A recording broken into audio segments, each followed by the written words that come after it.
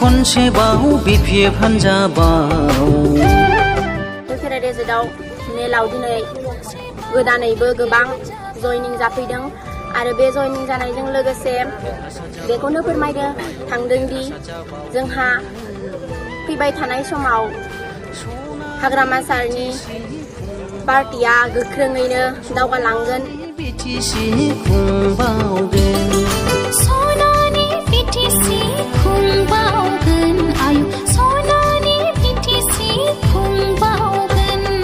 गाव गावनो बुजिनानै दिनै जोंनि बे जयनिं बा बिपिएफआव हाबफैदों आरो फैबाय थानाय समाव जोंहा जोंनि बाक्सायावबो जोङो बेफोरबायदि जयनिं हाबाफारि लागोन।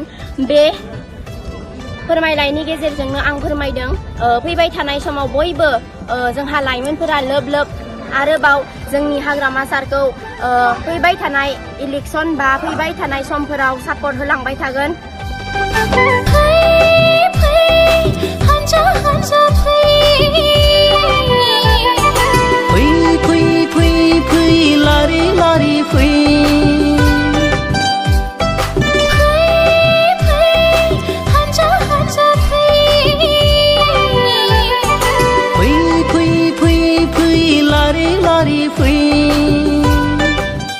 जोंनि दा लाइमोन जाखांफुनाय लाइमोनफोरा बा जों बयबो आवगायबोनांगोन, लोब लोब ओंखारबोनांगोन, जों बयबो खौसे जानांगोन।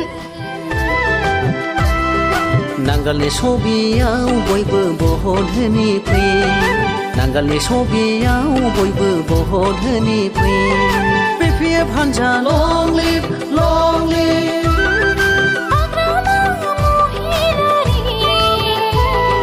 जिन्दाबाद जिन्दाबाद। दिनै जोंहा बाथौ खेराइ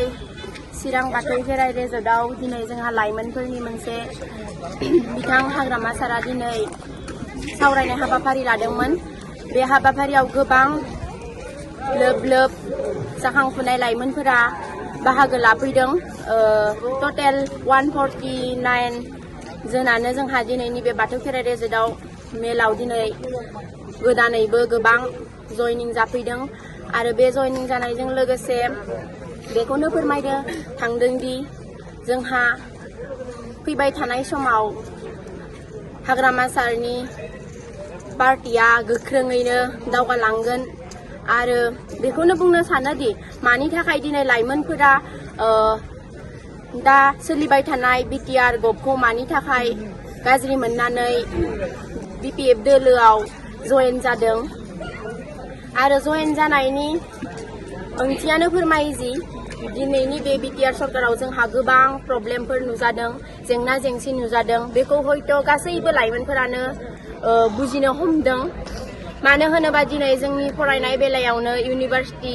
बा बड'लेण्ड इउनिभार्सिटिनि रिजाल्टनि बेलायावबो गोबां जोंहा प्रब्लेम नुजाथिदों आरो लोगोसे जोंनिनो गोबां सिनियर आदा आब' टेट एग्जाम होलांनाय बिथांमोनाबो गोबां एग्जाम पास जाखांनायनि उनाव गोबां गोग्लैसोनानै थानो गोनां जादों। जोंनि बिटिआर हालामनि सिङाव थानाय गोबां लाइमोनफोरा साख्रिनि बेलायावबो उन जानानै थादों। आसाम सरकारा जोंनो गोबां पावारफोरखौ जोंनिफ्राय सेनानै लांदों।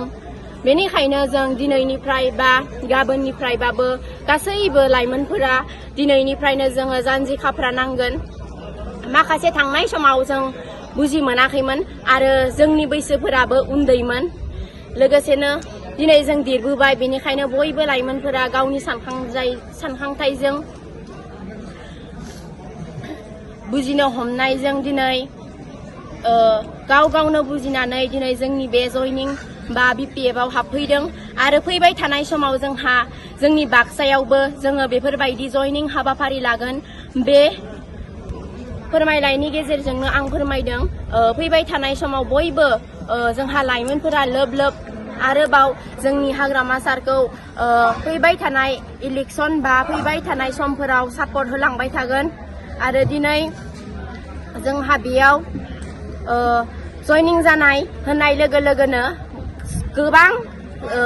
सुबुंफ्रा साननो हागौ उन्दै बा जोंखौ जेबो माने लाइमोन सम सोलोंनाय सम, बे समाव जों सोलोंनांगौ। जोंहा जिउआव थैजासिम सोलोंनाया जोबनो थाङा। जों थैजासिम सोलोंनो हायो जिउआव आरो जोङो पलिटिक्स लाइनाव जों दानिफ्रायसो ओंखारनो गोसोबा जों दानिफ्रायसो सोलोङोबोलासो जोङो उनाव सासे गेदेमा दानि इयुन जोलैफोरानो इयुननि गासैबो गेदेमा जाहैनायनि मोनसे थांखि बा सिमां थायो जों पलिटिकेलि हाबनानै दिनै जेनेबा ओरैनो जों जयनिं जाबाल' जानाय नङा गासैबो लाइमोनफोरा हारिनि थाखाय हादोरनि थाखाय बाथ्रा साननांगोन दानिफ्रायनो जों सोलोंलांनांगोन बेनिखायनो आरो जोंनि बर' माहारियावबो गोबां हिन्जाव माहारिया राजखान्थि आयदायाव गोग्लैसोनानै थानाय दिनै अनजलि मेम आरो प्रमिला बायदेवमोनाल' दिनै जोंनि बिटिआर हालामनि आइजो पलिटिकेलि लिडार होननानै जों सिनायथियो जोंहा आइजो माहारिफोरा गोबां खम दङ बेनिखायनो जोंनि दा लाइमोन जाखांफुनाय लाइमोनफोरा बा जों बयबो आवगायबोनांगोन लोगोसे जोंखौ पलिटिकेलाव दा जयनिं जानायखौ गोबां सुबुंफ्रानो ससियेल मिडियायाव भिडिअ हगारनायनि गेजेरजों गोबाङा जोंखौ मोजां गाज्रि कमेन्टखौ फोरमायगोन जों बेखौ मिथिखायो मानोना बेयाव हाबनानै जेबो गुन्दै गैया बा मा गैया होननानै थेवब्लाबो जों हारिनि थाखाय जुदि दावगालांनोब्ला हारिनि थाखाय बाथ्रा सानोबा जों गोबां आफाद बा संगठनाव हाबनानै जोङो खामानि मावलांनो हायो बन्स'आव हाबनानैबाबो बा फरायसा हान्जायाव हाबनानैबाबो जों हारिनि बाथ्रा साननो हायो साधारन नर्मेल थानानैब्लाबो बा मास्टार बायदि बायदि बिथिङाव साख्रि मावनानैबाबो जों हारिखौ फोसाबनो हायो ओरैनो थानानैबाबो जों हारिखौ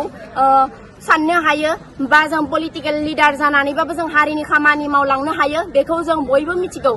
नाथाय जोङो ससियेल मिडियायाव ओंखारनायनि लोगो लोगोनो दिनै गोबाङा न'आव थानानै गोबाङा कमेन्टबो लिरलांनो हागौ बे कमेन्टआव गोबाङा बायदि कमेन्ट लिरनायजों लोगोसे जोंखौ बुंगोन मा बैसो जादों बिसोरा भटनि टाइम जायाखै जोंखौ नायफै जोंनि आइडि कार्डखौ नायफै जोंहा भटार कार्ड दंना गैया खाथियाव फैनानै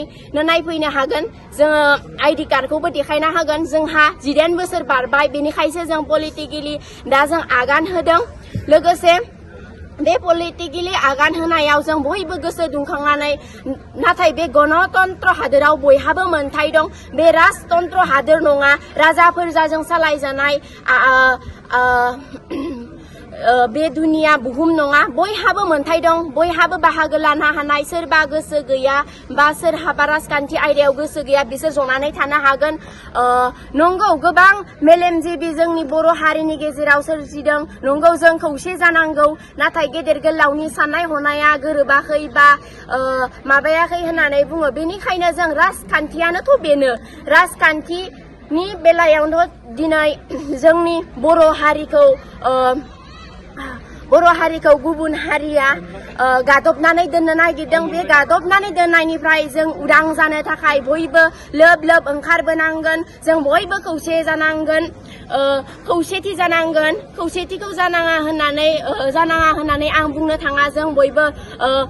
गाव गावनि लामायाव हान्थिनाय लामायाव आगान होलांनो हागोन बेनिखायनो रावबो बेयाव बुंनांगौ खोथा गैया जाय जि पलिटिकेल हान्जायाव आगान होयो बियो गावबा गावनि गोसोनि बेलायावसो बेखौनो बुंनानै आं बेखिनिखौनो दोनथ'नोसै